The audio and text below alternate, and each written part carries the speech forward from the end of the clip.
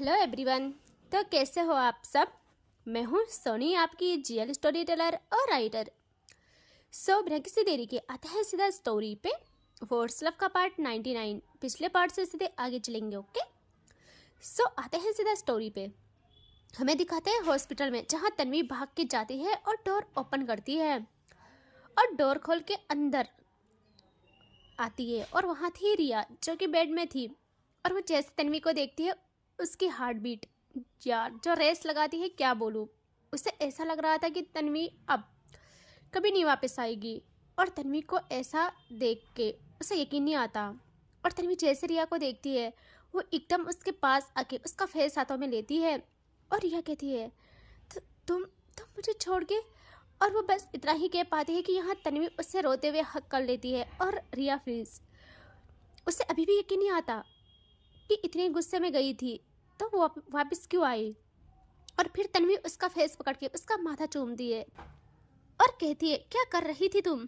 मुझे छोड़ के जा रही थी हमेशा के लिए? कैसे सोच लिया तुमने ये? फिर क्या बचता मेरे पास, बताओ तुम? एक तुम ही तो हो मेरा सब कुछ। यहाँ रिया कहती है, आप भी तो चले जा रहे थे मुझे छोड़ के हमेशा के लिए, वो भी रूठ के। यहाँ तन्वी कहती है, नहीं जा सकती, कभी नहीं जा सकती अब तुमसे दूर। मतलब मैं मर जाऊंगी तुम्हारे बिना नहीं रहा जाएगा यार मुझसे अब। और वैसे भी मैं तुम्हें आज हमेशा के लिए अपना बनाने आई हूँ। और यह उससे देख के बस आंसू बहाती है और कहती है, क्यों मुझे कसम में डाल रहे हो? मैं जीते जी जिंदा लाश बन जाऊंगी, आपका बगैर या मर जाऊंगी, ये मुझे पता है। लेकिन मैं वो कदम कैसे उठाऊँ जिसमें पापा। और वो बस इतना ही कहती है। या उसके पापा जो दरवाजे पे खड़े थे, वो कहते हैं, पापा को कोई एतराज़ नहीं है। और यह उनकी आवाज़ पे देखती है वहाँ, और उनकी आंखों में भी आंसू थे। और वो रिया के पास आके उसका माथा चूमते हैं और कहते हैं, क्या कदम उठाया था आपने बेटा? कैसे उठा लिया आपने ये कदम? तुमने एक भी बार नहीं सोचा कि अगर तुमको कुछ हो जाता, हमारा क्या होता? हमारी इकलौती औलाद हो तुम, और तुमने ये करने की सोची भी कैसे? वो क्या कहे उसे समझ नहीं आता। रिया क्या जवाब दे, उसे कुछ समझ नहीं आता। और वो कहती है, फिर कहती है कि लेकिन पापा, मैं ना आपका कहा टाल सकती थी, ना ही मैं इनसे दूर रह सकती थी, तो मेरे पास यही ऑप्शन बचता है।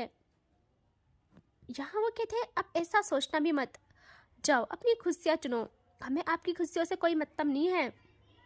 और मैंने ये तो देख लिया, जितनी पागल तन्वी है तुम्हारे लिए, उतना तुम्हें कोई नहीं चाह सकता, कोई भी नहीं। जाओ।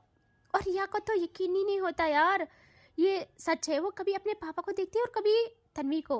और तन्वी की ना स्माइल इतनी प्यारी थी कि रिया को सुकून आ जाता है। और अब हमें दिखाते हैं सुबह का सीन, जहाँ मंदिर में सब थे, तन्वी के घर वाले, रिया के घर वाले और काव्या और बहुत सारे गार्ड्स और पंडित जी, जो अभी डरे नहीं थे, खुश थे यार, और मंत्रों का उच्चारण कर रहे थे। और रिया के हाथों में तन्वी का हाथ था।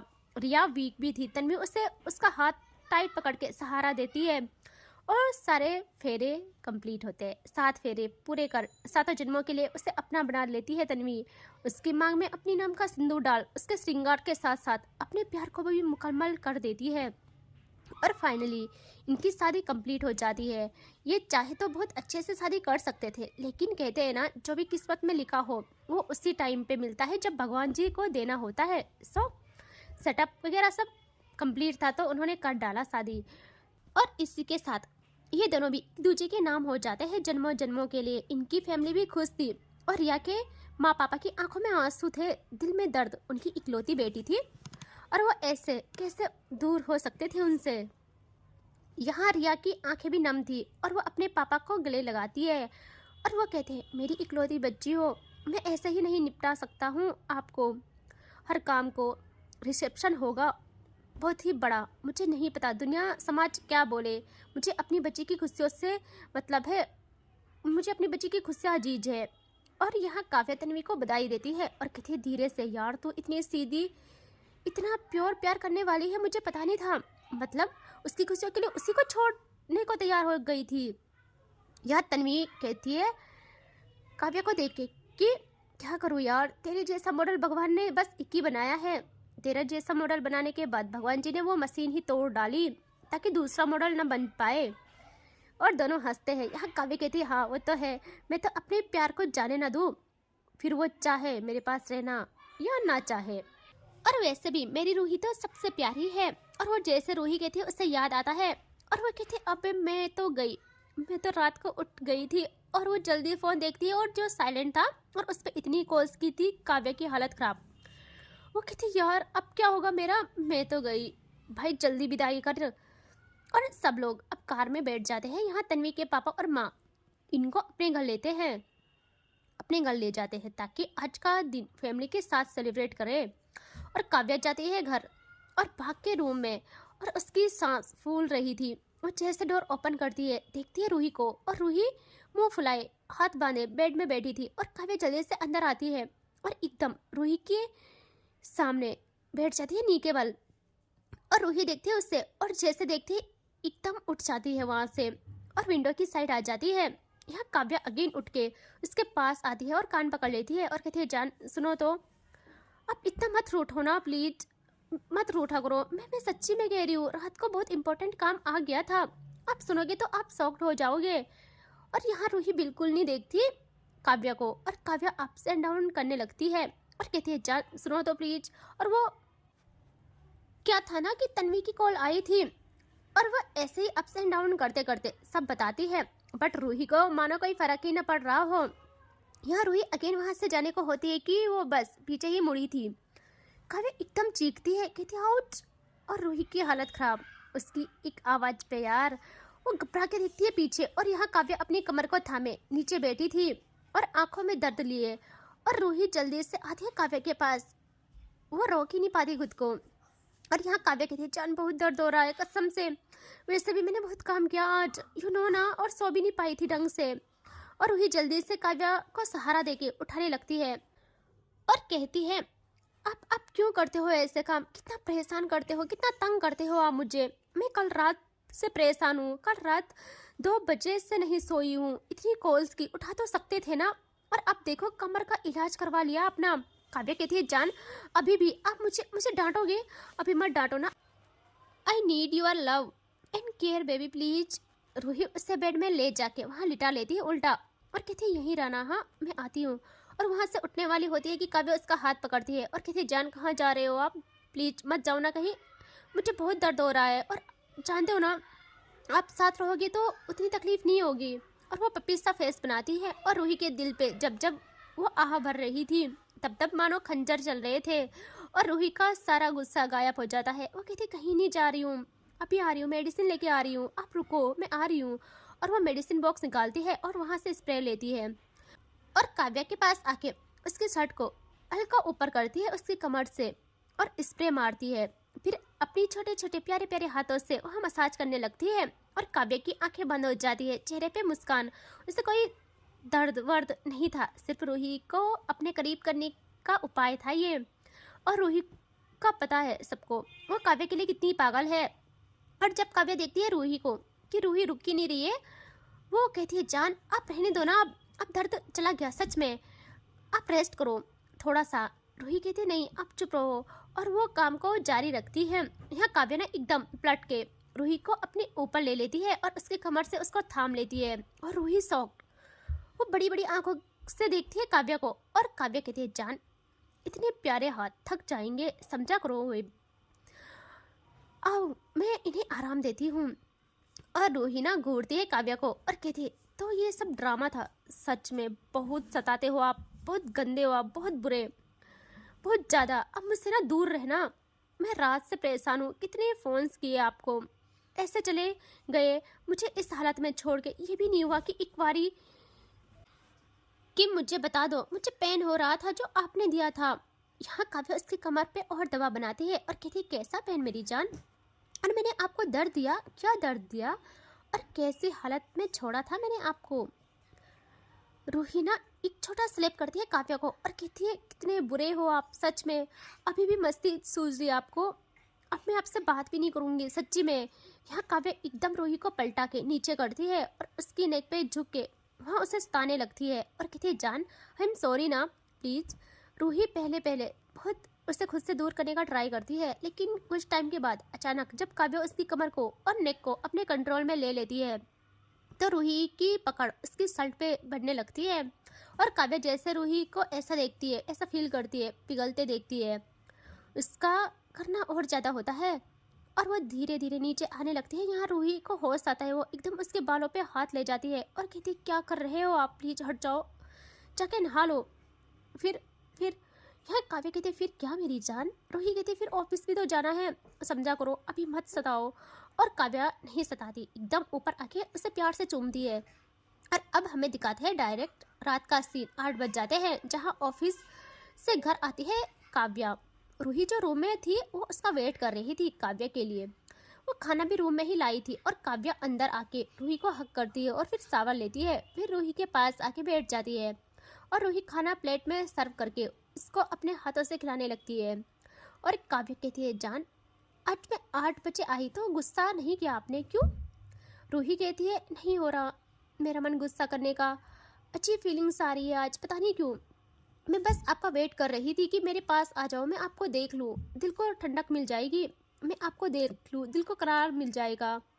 यहाँ काव्या कहती है जान क्यों करते हो इतना प्यार और क्यों डरते हो इतना। और वह रूही को भी खिलाने लगती है और कहती है कुछ भी नहीं होगा मुझे, समझे आप, मुझे भला कुछ हो सकता है, आप टेंशन मत लिया करें। और हाँ, हमने हॉस्पिटल भी जाना है 2 दिन बाद, ठीक है? रूही कहती क्यों, आपने तो कल बोला था 2 दिन बाद, क्यों? काव्या कहती है जान गुस्सा तो नहीं करोगे ना। रूही कहती है पहले बोलो। यहाँ काव्या कहती है जान मुझे मुझे गांव जाना पड़ेगा सुबह। और रूही ना एकदम काव्या का हाथ रोक लेती है जिससे वो उसे खाना खिला रही थी।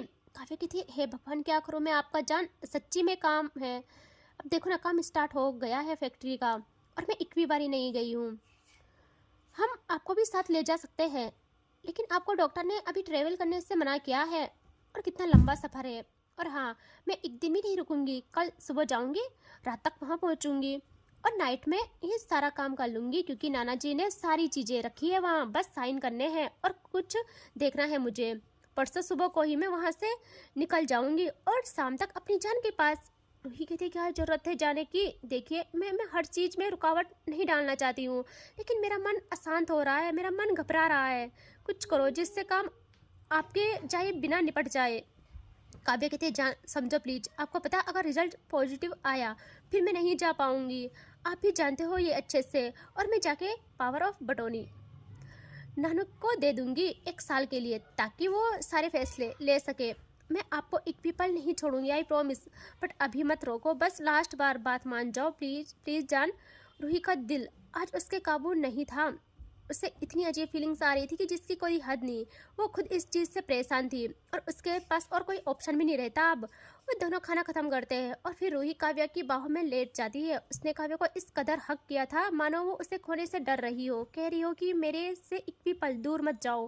और यहाँ काव्या उसका फेस थामे उसके लबों पे देखती है और करीब आके कहती है जान कल मैं भी आपके लिए तड़पूंगी, आपको एक पल ना देखूँ तो चैन नहीं पड़ता मुझे, इसीलिए सब काम ख़त्म करके जल्दी आऊँगी मैं, समझे आप, मैं नहीं रह सकती अब आपके बिना एक भी पल नहीं। और वह ये कहते हुए उसके होंठों पे सुकून देने लगती है अपने लबों से।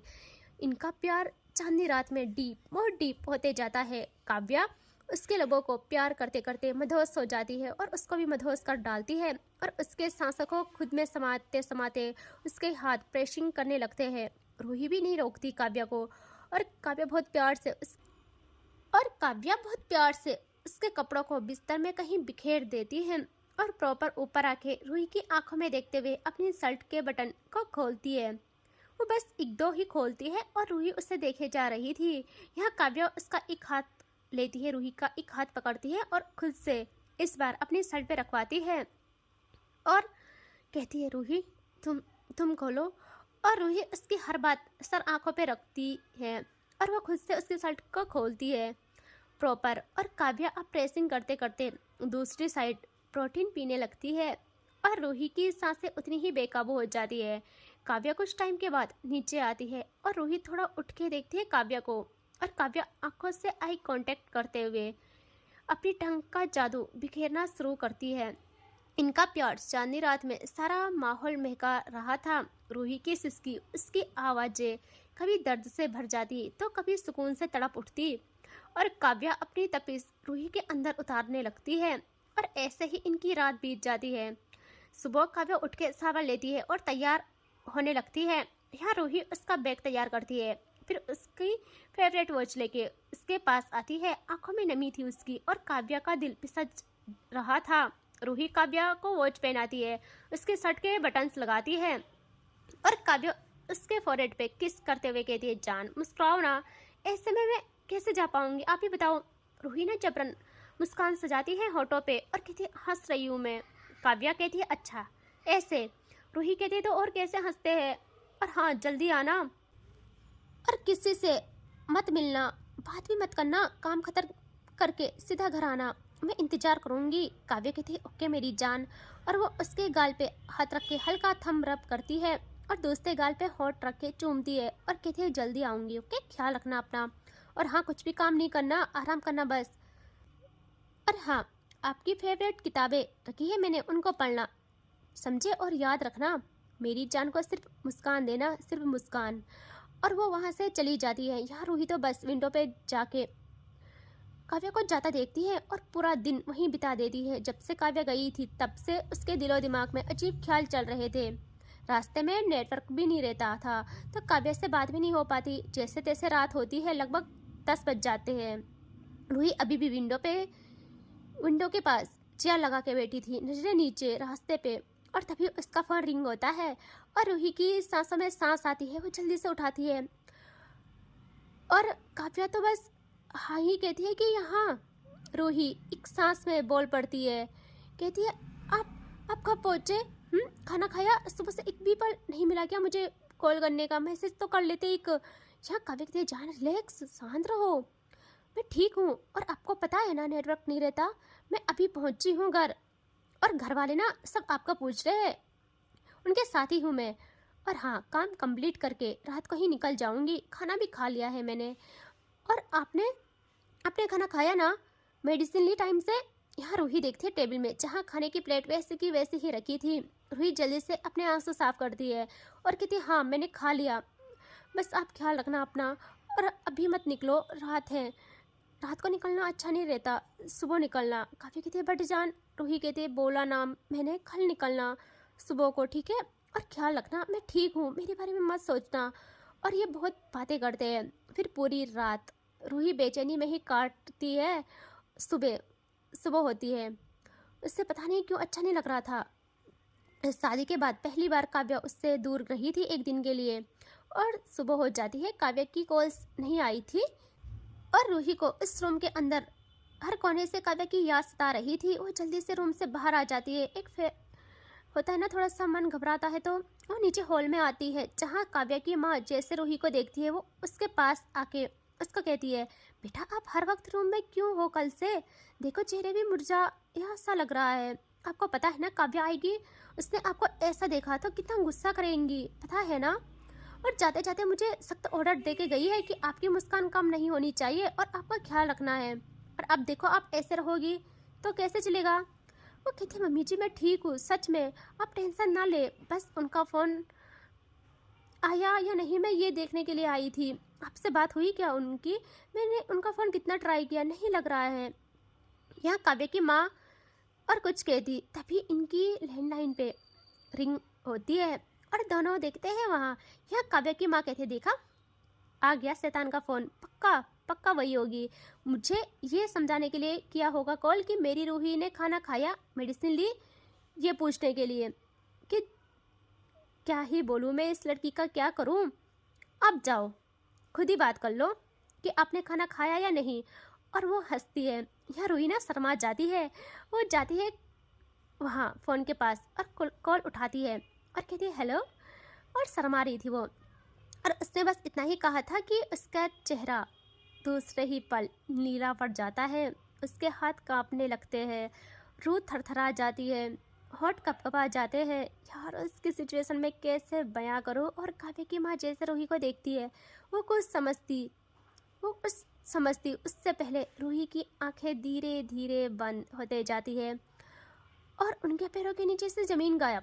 वो एकदम रूही को थाम लेती है भाग के, और रूही बेहोश उनकी बाहों में ही बेहोश हो जाती है। यहाँ उनका जी घबरा जाता है।